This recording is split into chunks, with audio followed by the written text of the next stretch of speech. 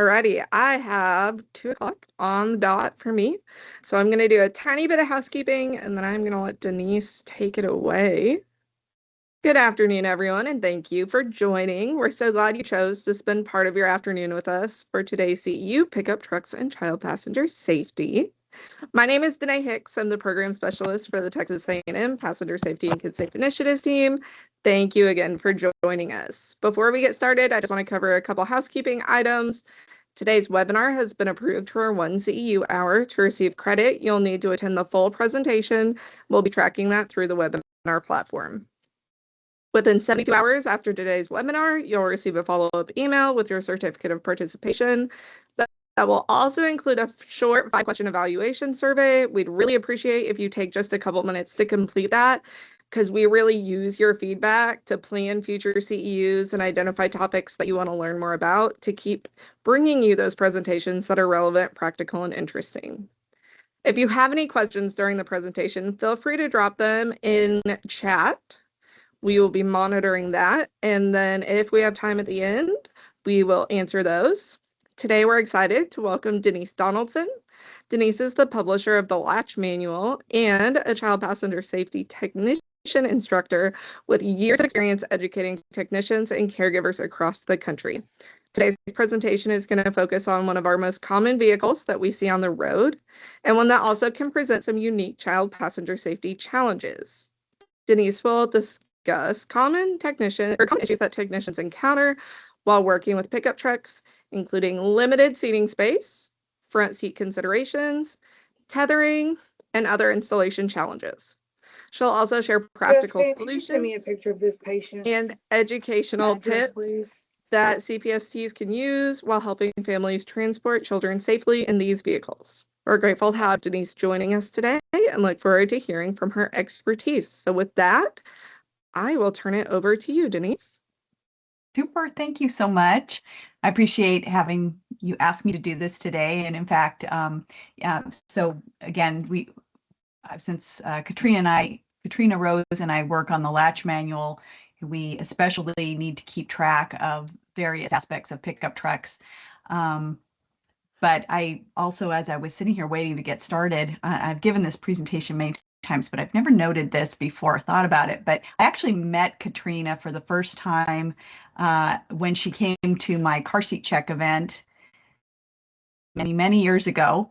And she had a pickup truck for her expectant baby. And I actually, this is a treasured keepsake of mine, which is the documentation for the car seat check that I did with her. So I guess in a way, our first experiences together were navigating the use of a pickup truck, and so that just set us on a multi-decade experience with trying to make car seats work in pickup trucks. And as we know, I don't have to convince anybody listening that pickup trucks are not just for work or even for fun. People use them for their everyday car, and even The Rock, would rather be in a pickup truck than in a sports car. So, we can look at the data.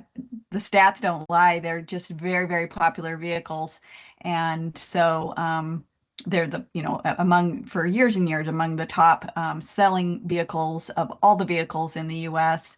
And in most of the recent years, the Ford pickups top the list. But, those GMs include both Chevy and GMC. So if you add those up, it's pretty neck and neck. So, probably where you live, you see them come to car seat checks. But even if you do or don't, a lot of times technicians are a little nervous about installations in these trucks because they have some differences in them. And as you can see, there's a bunch of different futuristic trucks coming down the line. I made this little slide some years ago when, obviously the ones on the bottom are actually on the roads now, and maybe soon these others as well. So we're probably going to continue to have them around. But, these are very different looking vehicles, but they're still in the essence of using a seat and the way to anchor a car seat in them, really very much the same as any other truck, even the one back in the mid 90s that I helped Katrina with in some respects. So the very first thing I want to kind of go over is the different types of pickup trucks that matter for child passenger safety, because you can talk about your different brands like I just did, or you can talk about the towing capacity or the bed capacity, but none of those things actually really matter for us as CPSTs in that work. It just matters what the cab style is. And so I'm going to spend a little bit of time talking about that first, because this is really important foundationally for us to understand for a few reasons. So first, just note the three main general types are regular, extended, and crew. So a regular cab was the way the first pickup trucks were, just they don't have a back seat. They don't figure you need one. And usually it's just going to have two doors then, and it's just the front seat passengers. Um, Ultimately, though, they realize that people do want to bring a whole bunch more people. And so they have extended cab varieties. So a few extended cabs are just extra room behind the driver, but that don't have seats. But most extended cabs do have some rear seating. They may have just one rear door. They may have a clamshell type door where you have to open the front door to get the back door open, or they might have just a smaller kind of door. And there's other names for them, like a double cab is a type of extended cab that has four normally opening doors, but the back doors are going to look narrower than the front doors. So that's more just an extended cab. Whereas a crew cab, named, of course, because you've got your work crew, but maybe you think about your family as the crew. A crew cab is a truck with, an ample back seat, and they have the four regular equal sized doors and plenty of room for car seats. There's still some unusual things for car seat use in even a crew cab, but space isn't an issue for those. So a lot of times where we end up with some issues is when it's a regular cab or extended cab. So so the first thing, if someone comes to you and says, I have a pickup truck, the first thing you should be trying to find out, oh, wait, don't tell me the model you have without also telling me the cab. And I know people do this on social media a lot, where they're asking on social media, asking questions or mentioning this to the group. And if you don't put in what kind of cab style it is, then you're going to not get the right information back from people.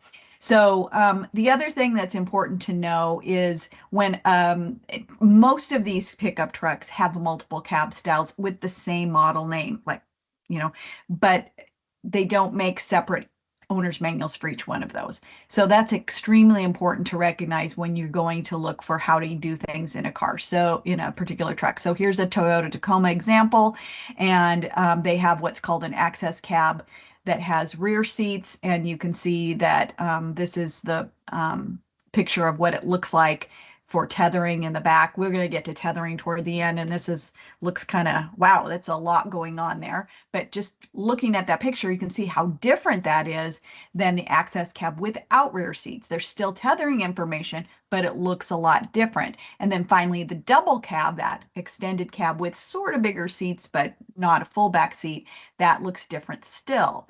So I'm showing you these different pictures. Understand they're in the same owner's manual, but they are not on the same page. So they're not getting to the part about tethers and saying, you might have this, you might have that. Instead, it's in that kind of serpentine fashion that they do in an owner's manual. They'll talk about one type of cab, and then later they'll talk about another. So we have to be very careful as techs when we're, if you have a hard copy manual, we don't just fan the pages and look for a tether page.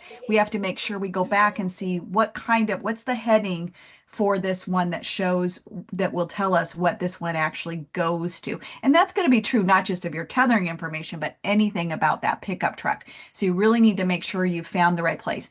Same for if you're looking at it digitally, you can't just scroll, or even doing a search, you might find a page and think, oh, I've landed where I need to be. But in fact, you need to make sure you're really looking at what applies to the vehicle you're in. And these tether pages really show you how different that can be. But there are other differences as well, as we're going to talk about later. So your reading of the manual is especially tricky. The other thing that can be tricky is that, like I said, any one of these kinds of trucks that are out there tend to have versions with different cabs that can be selected by the person buying it. And so they might tell you, you can see regular cab is the name of most of them give for the one without a back seat. Crew cab is a pretty common for the biggest type, but that's not the only name they might give. And then extended cab just does come up, but there might be other names or subcategories of that extended cab. So kind of just getting that information and then figuring out exactly what you're actually working with, it can be helpful. So that's one of the reasons Katrina and I work so hard to get the latch manual set up for you, because for every pickup truck name, we're going to tell you the information for it based on whether it's an extended, crew, or regular cab, and then we'll describe the seating arrangement and the number of doors so that you can make sure you're lining it up with exactly what you're really working with based on what you're actually seeing or hearing about in the vehicle. So this example of the F-150 shows you in this margin, in the column that is the body style, or I'm sorry, the body style. It's going to tell you it's a pickup, it's a super cab, which means it's an extended cab. It has 2 doors plus 2 access doors. So you can make sure you're looking at the right information. And if you go down, you'll see other types of cabs. Or if you look up above it, you have the pickup that's the super cab by the F-150. Over on that particular one, you can see that the model clarification note is given in the notes section. The reason we do this has to do with just, so in other words, if we put all the information in the notes over in the body style, like we did for the super cab, that the book would get way, way longer. So in a manner or strategy to keep the book not growing too big, we are either going to put it over here in the body style, or it will be under a model clarification note. So one or the other of those places is where you'd look, but that's the way you figure out what you're actually working with. Okay, so one other point I want to make before we kind of get inside the vehicle and talk about the insides, of course, is just to say, of course, kids aren't cargo. So people, as you've seen, I'm sure, do try to put kids in the back. And in each of these instances I found online, it actually looks like, we don't have kids hanging out the sides. The parents are probably trying to do something as safe as possible in the back, but it still isn't safe to put kids in the cab of a pickup truck. But unfortunately, there are many states that don't have laws that prohibit it. And even in states that do have laws, there are many loopholes. So if you're curious and you're about what your state law is, take a picture of this URL from or just go to ihs.org. They keep a nice listing that summarizes those laws for various states. But, even for Texas, those in Texas, you do have a law that says kids shouldn't be in the cargo area, but there are many loopholes, as you know, and one of those is that it's okay to be in the cargo area if it's the family's only type of vehicle. So that's a big one. And there's a bunch of other ones, like if you're on a beach, or using it for farm work, et cetera, they're in a parade, beach using, anyway, there's all sorts of ways that this can be bypassed, but it's good to know that the law does say, look, this isn't really safe. You should be avoiding doing this. So let's get in the vehicle and start talking about some of the things we actually see in there and what we can do to make it easier or understand it better. So starting with just front seat use, when we have those regular cabs, this is, for me, one of the most common types of situations where I might have to actually look at putting a car seat in the front seat. Usually I'm avoiding that entirely, but when there's only front seats available, you're going to have to deal with it, right? So we'll talk about airbags and other accommodations for kids. And then there's fit in the rear seat. We'll kind of delve into the tight fits that we might have. Talk a little bit about car seats with load or support legs in pickup trucks, and then finally latch, and the big one, tethering, will be at the end. So front seats in pickup trucks. Why, besides when there is no front seat, do we have to use those? Well, sometimes the seats just aren't friendly. Like if they're only side-facing jump seats, like on the one on the right, which isn't uncommon in some pickup trucks. then obviously we can't put a car seat there because there aren't any car seats or boosters that say you may use them on seats that don't face forward. So that's going to be an issue. And then there's just other kinds of situations where the seat is maybe too shallow, or there might be seatbelt issues, or that's just you just for a variety of reasons can't get a good fit. And I notice in my treasured keepsake from Katrina, we were recommending that she contact Evenflow because we could not get a tight fit for her car seat in that pickup truck with a really small, hard seat cushion in the back seat. So I like to think about if I find myself in a situation where I've got to do what's uncomfortable for me and put a car seat in the front seat, and this would be true in another kind of vehicle like a sports car or something as well. How am I going to use those safely for kids? I have a four-part rule. First, I'm going to really carefully check over the owner's manual and make sure it doesn't prohibit use in the front seat or provide us with other hints on how to do it safely there. And some manuals are definitely going to say, give us some advice on there. So I'm going to check that really carefully. And then I got to attend to that airbag, right? Because we want to make sure it is off, or like we've manually turned it off, or we're going to make sure the dashboard says it's off. And then we want to make sure we've rolled the seat, even with the airbag off. We don't want to put the child close to the dashboard. We want to bring the seat back as far as we can. And if there's an extended back area with no seats or with some seats, you might be able to roll that seat back nearly as far as a back seat. So getting the child away from the dangerous forces that might come to the front of the vehicle is better. And then lastly, don't forget about tethering. Even though it's a front seat, there are requirements for tethering, and the manufacturer will more than likely have provided instructions for how to tether.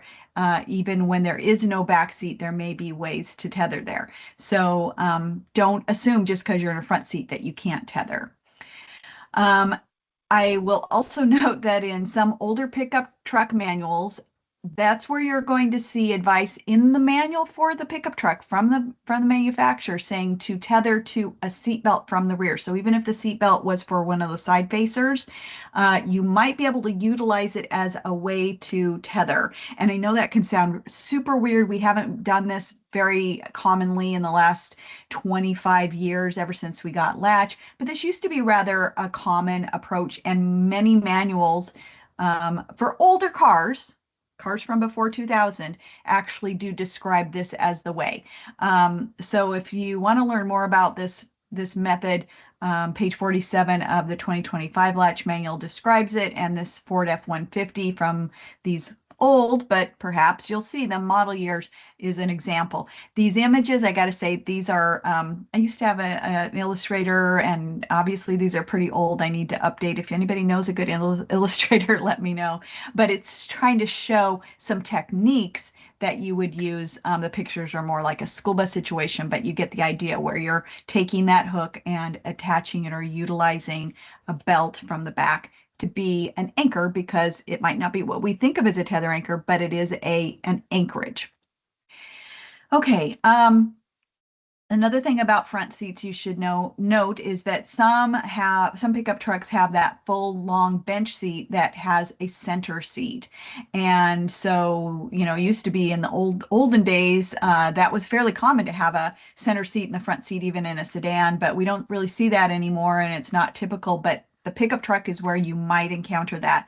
And we are also pretty used to having a lap and shoulder belt in every position, because that's been required now for almost 20 years.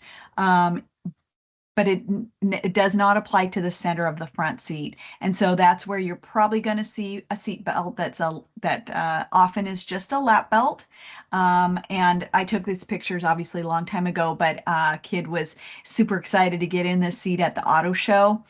We were looking, so this kid's not really on the road, but I mean, I think it's probably a given that a parent could put a child in the front seat and not understand, or even install a car seat there. If you check the instructions for the car seat for those vehicles, often they say don't install a car seat there. And it gets a little confusing, because sometimes there's actually a tether anchor for that seating position to meet the standards, but then the manufacturer says, please don't put children there. You can see how close they are to the dashboard. You can see how poor the fit is. The other thing, of course, then is the airbag situation. So some pickup trucks have an on-off switch. Those are going to be older, right? Much older pickup trucks. We're not putting those in pickup trucks anymore today, whether with a key switch or just a knob like you can see here. But if it's an older pickup, you might look for that in the dashboard, on the dashboard. Maybe it's there have even been inside the glove box. So look for that. In newer vehicles, though, we have smart airbags that have sensors, and the manufacturers have been told they have to be able to detect if the occupant is too small and the airbag should be turned off, but they don't say how to. So the manufacturers have come up with a variety of ways to make those sensors work. So you just want to be careful that you're following the instructions about the airbags and heeding any warnings regarding children, because there are a lot of warnings. So here's just an example of GM in their pickup trucks, some warnings that they have. One of them is that even if the airbag off indicator is there in their pickup truck with a sensor, it says basically there's no system that's fail safe, and it's just too risky for a rear facing child. So it says in their manual, you may not install a rear facing child in the front seat, even with it off. And also, along the same lines of nothing is fail safe, there are a lot of things we can do to mess up those systems as the person in the vehicle. So this is just a bunch of instructions if the indicator light is lit for when a child restraint is there. And down here at the bottom, it's describing some ways you might have installed it wrong, that they would suggest actually changing the positioning to see if that's going to make a difference. But there's also a whole bunch of stuff here like blankets, cushions, seat covers, seat heaters, seat massagers. Any of those things can affect how the airbag is going to operate because it interferes with the sensors. And so, do we see these things? We sure do. I do a lot, right? Most especially, although there's probably seat heaters and massagers, pet protector mats can get pretty elaborate. This one looks very full coverage. But the issue is that up here, it hangs off the front seats. So this is a back seat, and we're talking about airbags in the front, but it can affect how those sensors work by the fact that you've got these things hanging off the front, and you put a heavy dog back here, and that can change things for the safety of the front passenger. Likewise, any of these aftermarket seat covers can affect your airbags as well. And then lastly, interference can work the other way too, where if you have an adult in the seat and, for instance, they describe here, you've switched the belt to locked mode, either on purpose or accidentally, even though there's not a car seat there, this is kind of giving you a hint that for these GM vehicles, that switching is one of the ways that they're sensing there's a car seat there. And so you may accidentally turn off the airbag when you want it on because you've switched the belt. So, we all learned this from certification class, that it's extremely important to read about airbags. And this just is giving a little more detail as to why that's so important. All right, so let's get to the back seat though and talk about those space issues, because a lot of times there's just a cramped amount of space there. Like they stuck a back seat in there because you want to be able to put an occasional person there, but those people aren't going to be all that comfortable. And certainly if people aren't comfortable, car seats are not going to be easy to install there either. And so you might have that there. I want to break that down though into two different specific and different types of seat depth problems. One is just the overall space between where the car seat goes on the back seat and how far you need to reach to go to the back of the front seat. Whether it's rear facing, which is obviously going to be a little more intense, but even front facing can get a little bit tight in some of these seats if you have a big enough car seat. And this little excerpt from an owner's manual is saying that their instructions are going to say if you put a car seat back there, you're going to need to move the front seat way forward into a locked position. Make sure the seat's really locked, but way forward so that you can fit that car seat back there. But there's also going to be a downside to that, and that is they're saying nobody can use that front seat when it's squished up all that far. So because somebody else always has to be in the driver's seat, you can sometimes put another adult in the back behind the driver, but move that front seat forward for the car seat behind the passenger. But a second issue is different, and we need to keep them separated in our mind. So even if you have plenty of space for the fore aft for the overall car seat itself, there needs to be enough seat on the seat cushion depth to actually use the car seat. And so the car seat manufacturer will provide you information of how much overhang you're allowed to have. And so we often hear about the 80-20 rule. We might want to try to say instead guideline, because it's really not a rule. It's something that some manufacturers use that guideline. Others are going to say maybe a certain number of inches. A few car seats have an actual line on the seat that shows where it can't overhang more. But don't forget that there are some forward-facing car seats that say you can't overhang at all. And even more of those are going to say no to the booster seat. So make sure you check both the car seat and the vehicle instructions on this. And if the instructions don't say anything, do check the FAQs. More and more of them are including it in the owner's manual. I'm pretty sure every Britax current model does, but also on their website, you can see that information, and other brands, you might need to see that too. Thinking about what overhang means, I just want to point out, it doesn't mean all of this out here, right? It means the footprint can't overhang. So if we took this car seat and we set it on the ground, and say it's the sand, then we lifted it up, we would see that that outline is kind of like our foot in the sand. That's the footprint. So that part that would touch the ground should be touching the vehicle seat cushion, with some allowance usually for a little bit of overhang. So if we did that with this one, this would be the footprint, and it's allowing 3 inches of this to overhang. Or if going by that 80-20 rule, that's a little trickier, but not too hard of math. Usually I'm going to visually find the middle of my footprint. And then I'm going to go out and put the middle of that one. So now we'd be at 75%. And I'd want to see there's still about a little bit beyond that to get to 80%. And that'd be how I do my kind of eyeballing estimate of the 80-20 rule.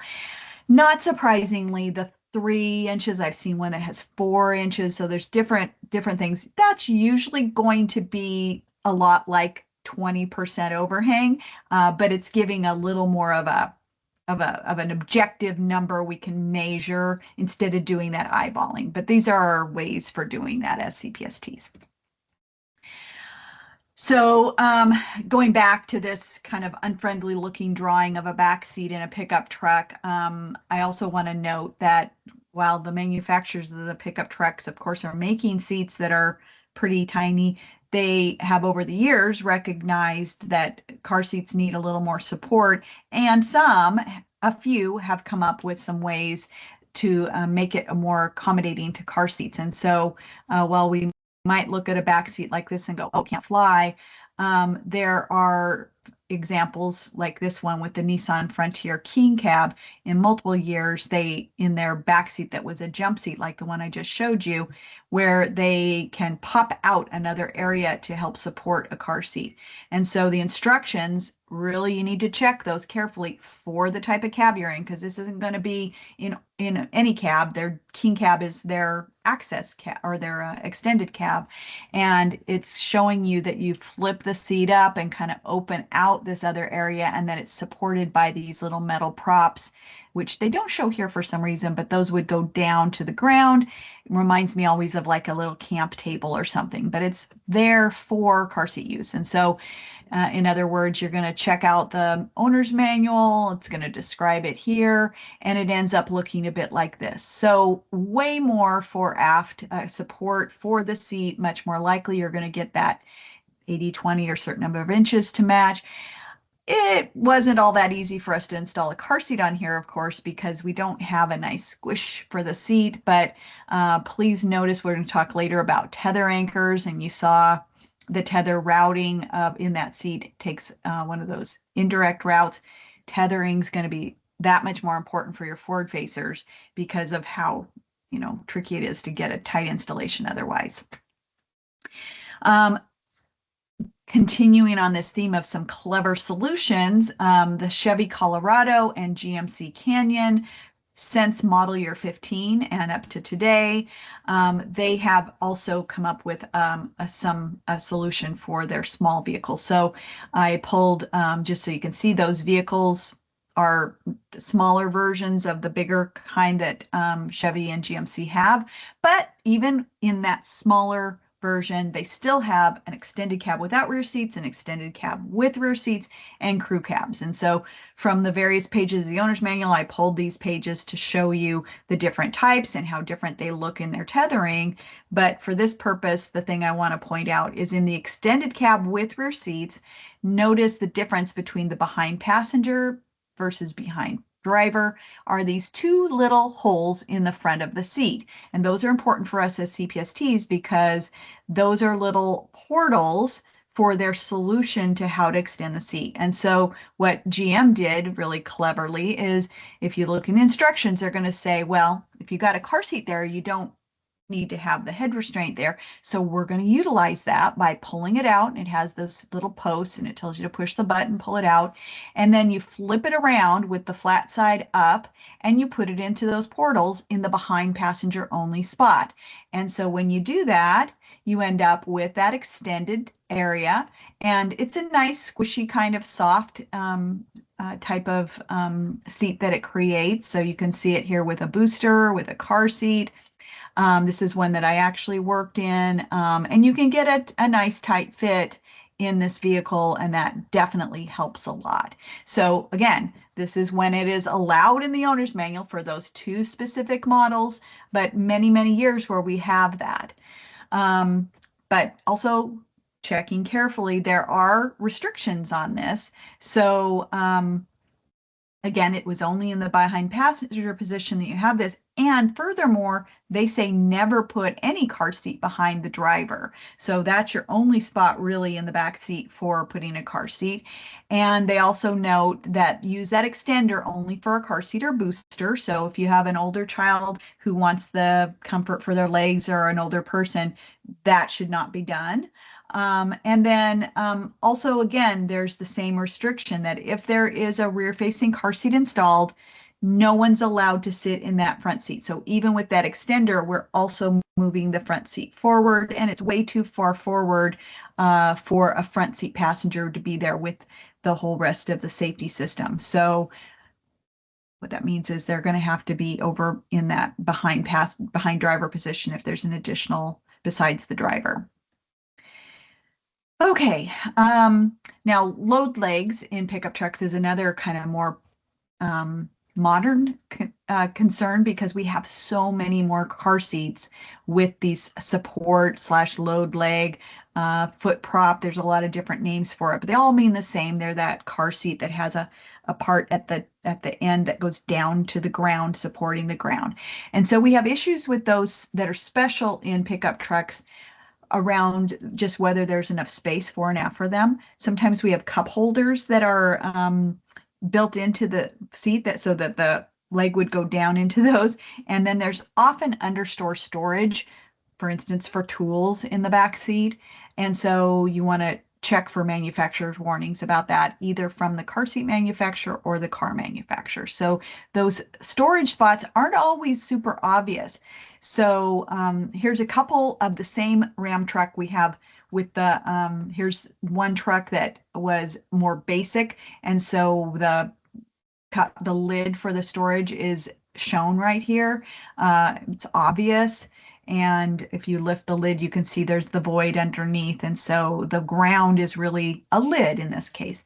Whereas this was a more deluxe model. So it has a built-in carpeting, and you have to pop here to lift. And then you do find that, oh, indeed, there is the storage underneath. And so in either case, whether there's carpet on top of it or not, this would be area with a lid. Some owners' manuals for car seats that have a leg would say themselves don't use it in this situation. But some car seat or some vehicle manufacturers also do address this. Most often they address it with the latch manual. Maybe in some newer owners manuals, I know RAM is one really good one that has incorporated it into their manuals for many years, but most often they don't address it in their owners manuals. But they do address it, the manufacturers, through speaking to CPSTs through the latch manual. And so in this case with the RAM truck, you check because this is affecting pretty much every truck in their line. We have it up here as a bullet. Here you have car seats with a support leg right here, and it's going to tell you that you should not use it. There's one van under RAM that's a ProMaster that's going to be different. It doesn't say that, and so there's an exception for the ProMaster van, but all the other trucks would have this actual warning that you shouldn't use the support leg. So I do want to make one further note about this, though. In the latch manual and the note section for some vehicles, it will say sometimes that you can't use the leg. There are some times also where it says you may use the leg. It outright says it in case there's a storage area where the manufacturer is fine with it. So check there as well as even up here in the brand wide bullets, there are a couple times where they address it at the front and just say, for all of our vehicles, it's fine. So just be sure you're checking in both places as well. In some cases in the owner's manuals, but for this point, it's important to check the latch manual. All right, so transitioning to think about latch in the vehicles. When it comes to the lower anchors in the trucks and the tether anchors, one thing we have to think about is just how big those vehicles are. A lot of times we forget that there is actually a limit to how much FMVSS 225 actually covers. It only covers vehicles up to 8,500 pounds gross vehicle weight. School buses up to 10,000, but for our regular vehicles, it's 8,500. And that means it covers almost all of our cars that we might see families use, but not all of them. There are just a couple SUVs that have been over that threshold, and then the others is big pickup trucks. Even with the big ones, some big ones do voluntarily comply, or they partially do, like they might have a tether anchor, but not the lower anchors, or vice versa. I put semi trucks in here because I've been asked before about semi trucks, and obviously those are not going to at all fall under FMVSS 225. So while people have asked me about that, I would have to say it's just an area where I can't tell you a safe way to do that.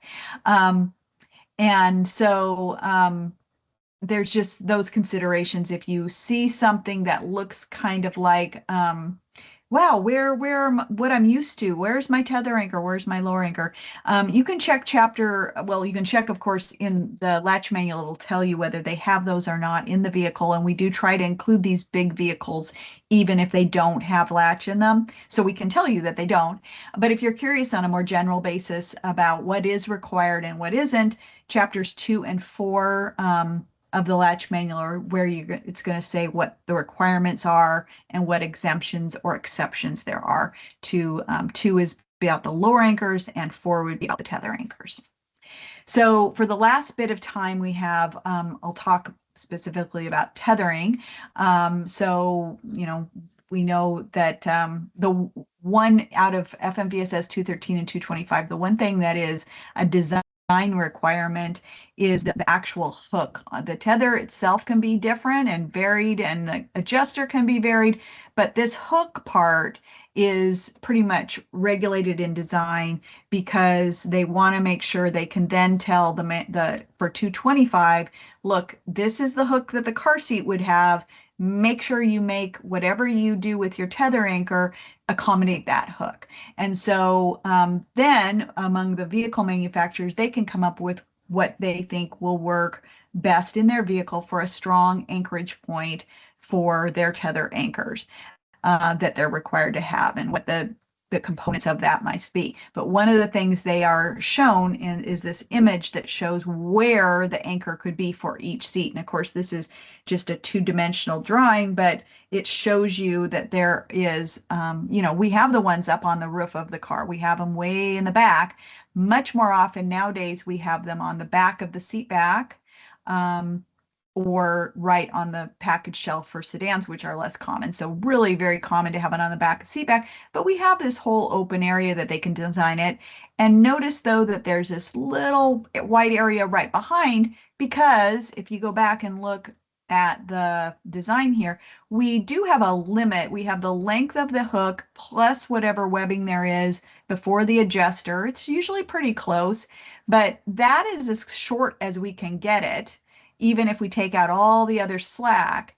And so you have this area where we can't have it too close to the seat back because you wouldn't be able to get it tight. So that becomes a challenge in a pickup truck because the wall might be right here in an area where you can't, in an area where you don't have any room to actually put. You've just lost all this other area. So we have allowed areas all back in here. But it can be really challenging when the pickup truck seat back is right up against the wall. So that leads them to come up with using one of two different types of anchorage designs. One we'll call a direct system that goes directly from the car seat to an anchor, one way or another. Not necessarily easy, but at least it's direct. Or there might be a routing system, which requires you to go through something and then take a turn or an angle and then go over to an anchor, giving you that distance that you need to get the in a strong part, the tether anchor in a strong place where you can tighten it up properly. So talking about direct systems first, those might be on the back wall of the pickup, on the seat itself, maybe on the seat leg or on the floor. It's going to be in, maybe less common in small pickup trucks, but really I see them in all different types. So these are some strange situations, even though they're direct. So I do want to bring your attention to Safe Ride News Latch Gallery. If you find yourself, even if you don't have a latch manual with you, if you find yourself in a situation where you're in a truck and you're like, oh no, I wish I had my latch manual, or I wish I had the owner's manual, or I wish I had some advice for, even though I see those things and it still is weird, what am I going to do? So you can actually go to saferidenews.com, and under latch, you can select latch gallery, and under either tether anchors or lower anchors for the situation you're in, click on that. And then this is what it looks like. Even if you're just using a phone, you get these thumbnails that you can go through and find. The next one I'm going to show you is this Cadillac Escalade. So some of the things I'm showing you are from some of these parts of the latch gallery, but they can be really helpful for you out in the field. So if you don't find what you're looking for, please use this image submission button and send us some pictures so we can add it. But we have added a lot of pickup trucks to here, which kind of, takes what we have in the latch manual and goes a bit further and saying, hey, it says this in the owner's manual, it says this and this is what it looks like in reality. And here are some tips you might want to use. And then furthermore, if you do want to learn a whole hour that just talks about pickups and meeting the tethering challenge, there is a webinar at carseateducation.org that is posted that you can go see. But let's look at some of the most basic kind of situations. So with those ones that are direct, it nearly, not always, but nearly always involves folding the seat back forward to access the tether anchor. And that's where things get tricky, right? Because if you folded the seat back forward, you don't have the car seat already installed like we typically like to do, install the car seat, then put on the tether. Can't do that in this case because we got to get the seat folded forward. So we got to get the anchor, the tether attached, and then move things back, and then work on how we can get the tether tightened after we get the car seat installed later. So and sometimes moving the seat back forward isn't as straightforward as one might expect. So in that avalanche Escalade scenario I described, in this case, to get the seat back forward, you also have to move the seat cushion forward. So checking your owner's manual, the latch manual will describe these steps as well. Latch gallery will show you, but the owner's manual should, you might have to go to the section on the seats to find it, but you can get to the back. And then even then, it's not always straightforward. In these vehicles, the anchor is down on the seat leg. And there are some things that look a little bit like they could be. Like this little bar here looks like it could be the anchor. But if you look real carefully and you get the light just right, you might see this embossed label that says tethering. And what that's trying to say is it's not here, but actually on this metal piece that there's a hole and you can get the anchor hooked to that. So not this hole on the side, but there's a hole back here. And meanwhile, you can't be back in there with it because this is a wall and the seat folded forward. So it's all a little bit working blind on that, but it definitely helps to have some guidance. Some other things to consider on these ones where you have to fold the seat forward. This is in the Ford Maverick, same one we have today. Very well labeled, and it's not down low on this one, so it's nice. You can see that the anchor looks like what we would typically consider an anchor, so that's good too. But some tips on anytime you're folding the seat back forward, make sure when you close it back up that you're not pinching slack down in the seat, because sometimes it's so flush against the seat you can't get it to tighten easily, and there can be a loop of slack down there.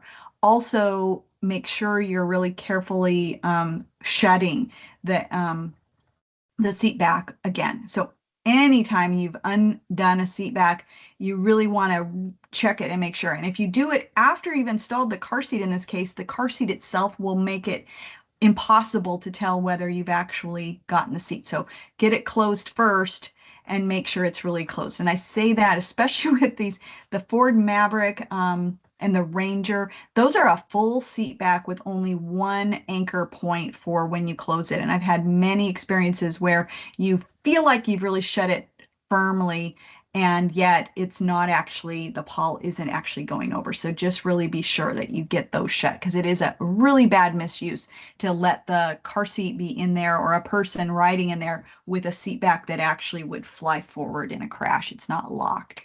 And then also, of course, make sure they're aware of how you'd uninstall this. You'd have to be able to get the seat back to go forward. So you'd have to be able to uninstall the car seat, lift it above the seat back and fold forward. Sometimes there are ways you can make the car seat, like the head restraint down, make it as small as possible.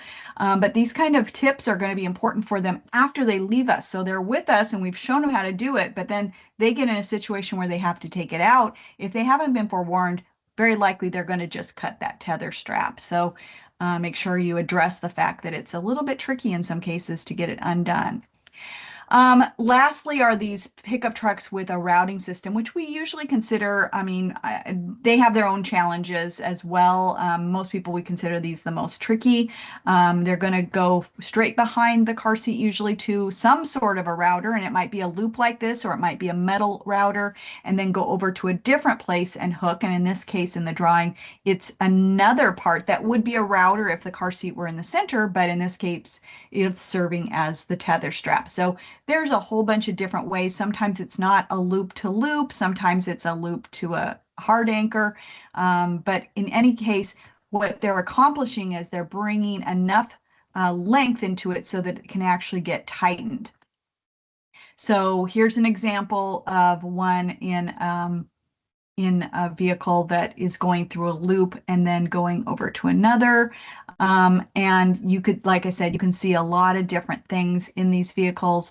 Sometimes there's actually a loop that has it's a hard anchor that's on some webbing, so it still flops around a little bit. It's a metal hook that you can hook to. So don't hook to this for the tether part, loop through this and then hook to one of these. Other times it's an open wire or even this rubber wire loop on older GM vehicles. For many years, that was the type they have. They stopped about 2019. Now they don't have those wire loops anymore. So you can see a whole bunch of different systems, but they're going to be generally in two different categories. One's going to be where it goes parallel to the next seat's anchor point, like we just were looking at. Or earlier we saw that king cab for the Nissan, where you have several that are what I would call angular. So it's going to go to that router and then it'll go downward somewhere or to the side somewhere to an anchor point, giving you that length.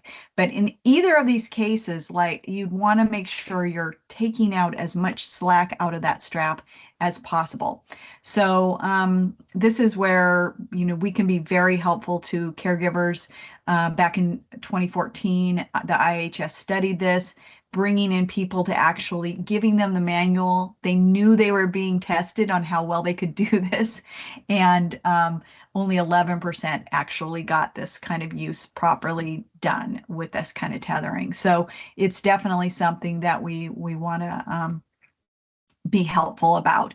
And again, these routing drawings are only showing routing because in the case of a flexible loop, like many of them have, once you get it tightened up, those should start to, this little right turn. So this is showing a picture where you maybe have two different car seats in the outboard positions. Both of them, notice, attached to that center, which is something that is allowed to have the two tether straps attaching to the same one in this one instance. So it's a rarity, right?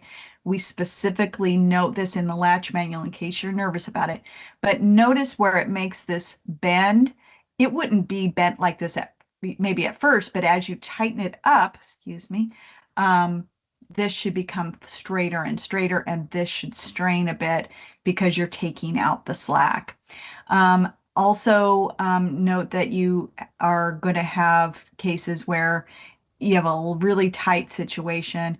In this particular truck, they specifically make it so if you lift the seat cushion upward, that pinches the seat back forward a bit so you can get back behind there, because look how tight that is. That is specifically made for getting the tether attached. But again, even with that loop system, it's a case where you wouldn't be able to have the car seat installed first before you get that routed. You might tighten it later after you install the car seat, but you don't necessarily have that done before you get installed. There are a bunch of other trucks where there are some trucks where you can take advantage of the back window. In this case, it has a full back window that opens. And if it were me, I'd want to, in some cases, even hop in the truck bed to work back here because, wow, okay, suddenly I have actual space I can use. And so that could be helpful. Now, there are cases of incompatibility with some of the closed loops in particular. If you have tether adjuster hardware that's too big to go through that loop.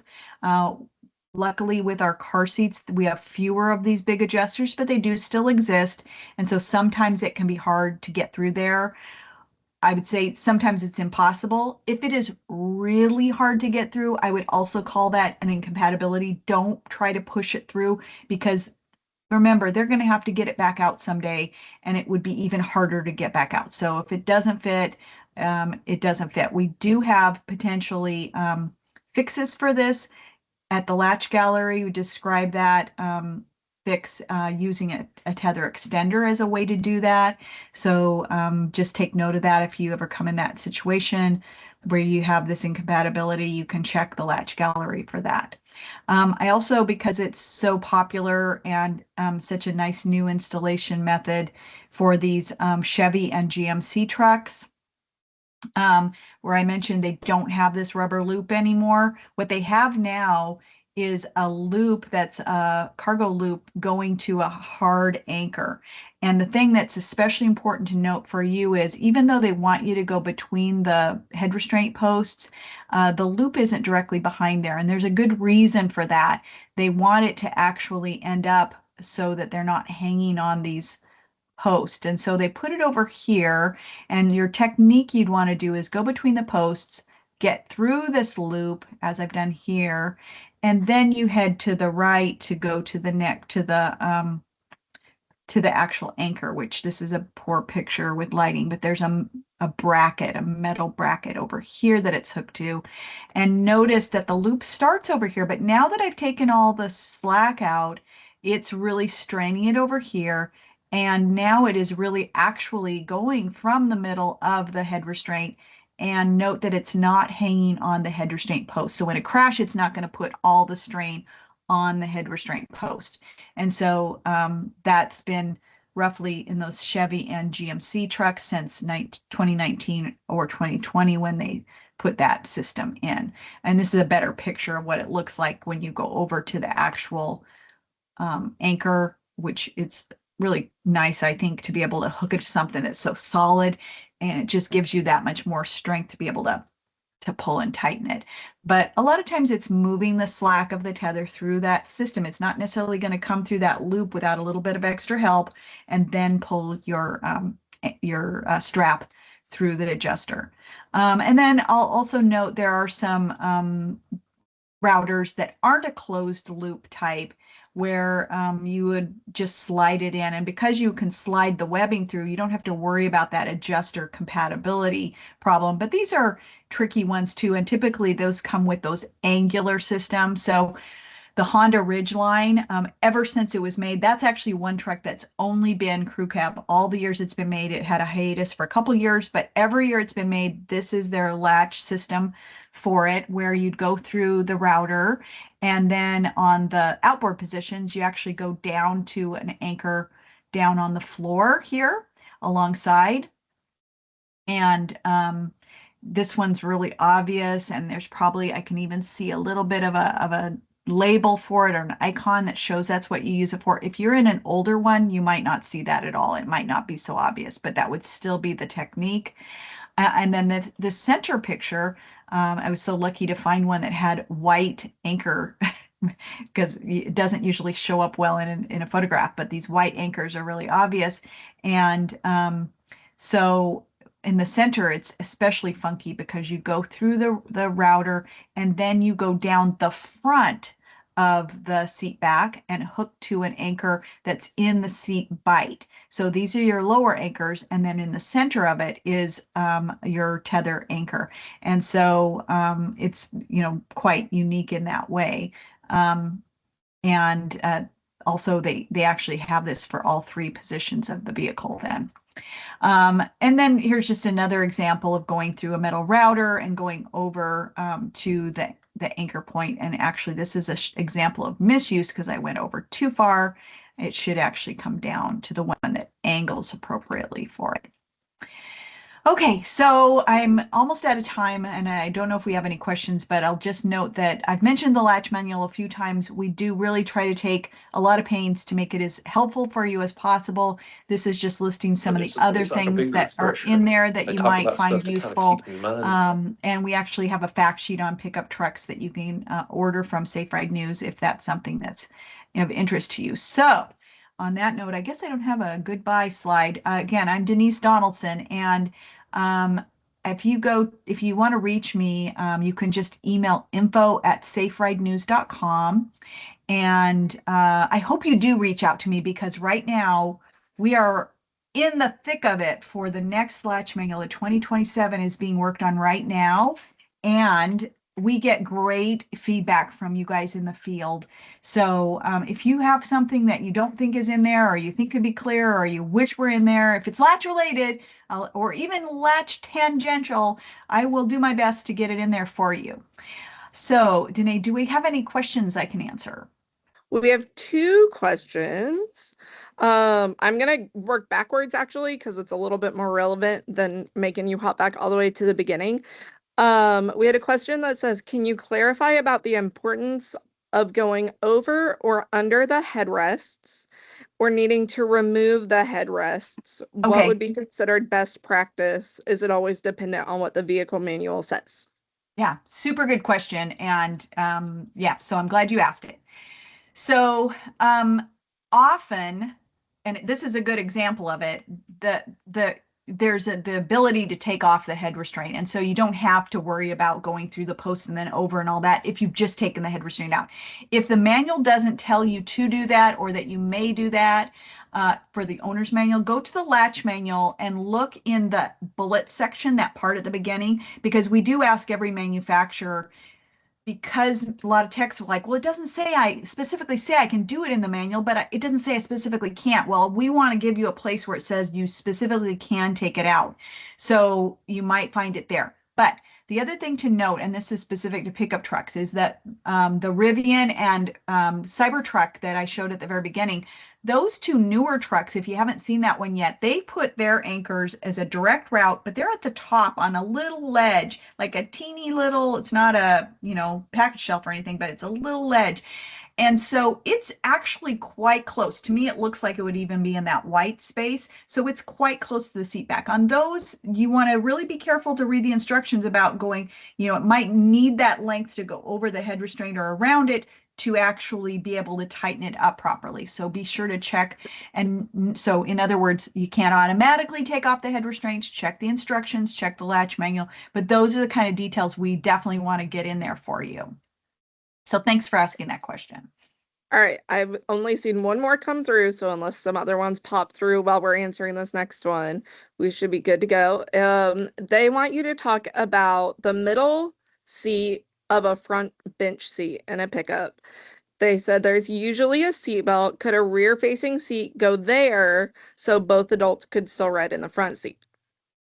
Yeah, so on that center seat, I've personally never seen a manual where they will allow it to be a car seat spot.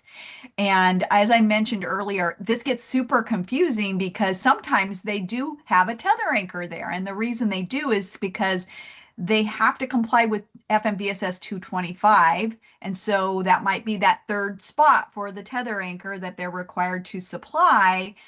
Yet they will still say, don't put a car seat there, and certainly not one that's going to hang over and be right in front of the dashboard, because as we noted before, even though the airbag might show and definitely be looking at your dashboard for your airbag indicator, whether it's on when it should be off or off when it should be on, those sorts of problems are very important. But also, like they said, nothing is fail safe on those. And so that front passenger airbag is meant to open as a big rectangle. So the one for the driver opens like a round thing for the driver, whereas that one for the passenger is going to open much bigger to also take into account often, can't say every single truck like this, but typically the center seat person.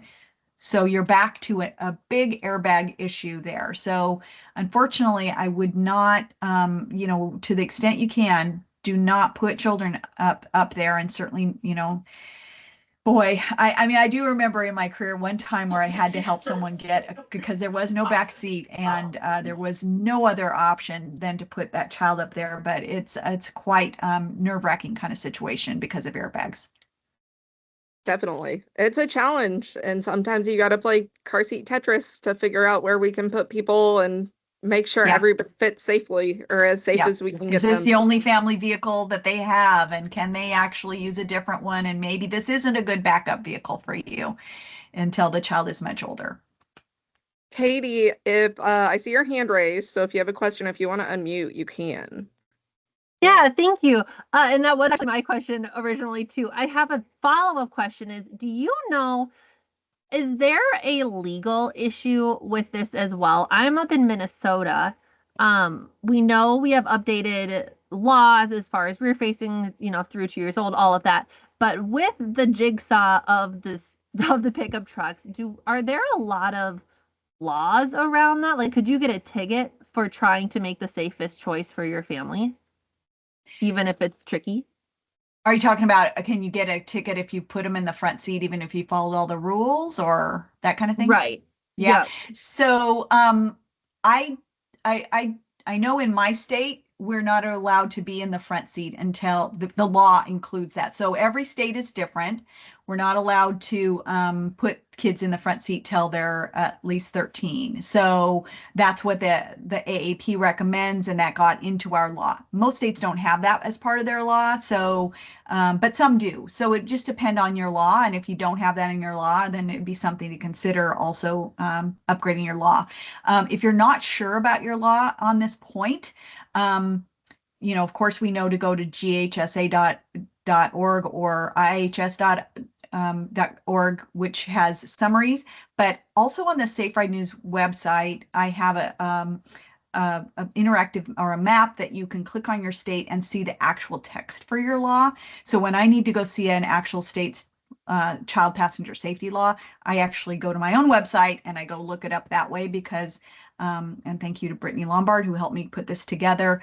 It's really, really useful. And it also makes me remember in a couple weeks, I'm doing a webinar for Safe Kids that is about the resources on my website. So I'm finally going to get a chance to go through my website and talk about the free things that are out there for you that are that I use all the time that other people could use for free. Absolutely. Thank you. We had one last one come through and it says, for a front seat, can we put a booster seat in a front seat, especially like on a double cab Silverado or something that way? Okay, so yeah, so this is a good, better, best situation. And when we're trying to at least get to good, I mean, we're better off in the back seat, obviously not if it's side facing seats or seats that are incompatible or no seats. So we have to make sure we're following to be at good.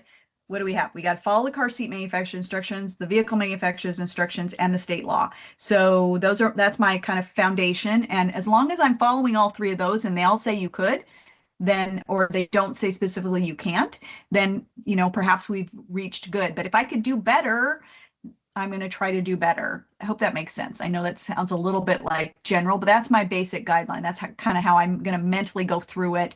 And then, like I said, I had my 4 things that I'm mentally going through to make sure that I've rolled the seat back and I've made sure I've read the instructions carefully, and that the airbag is off.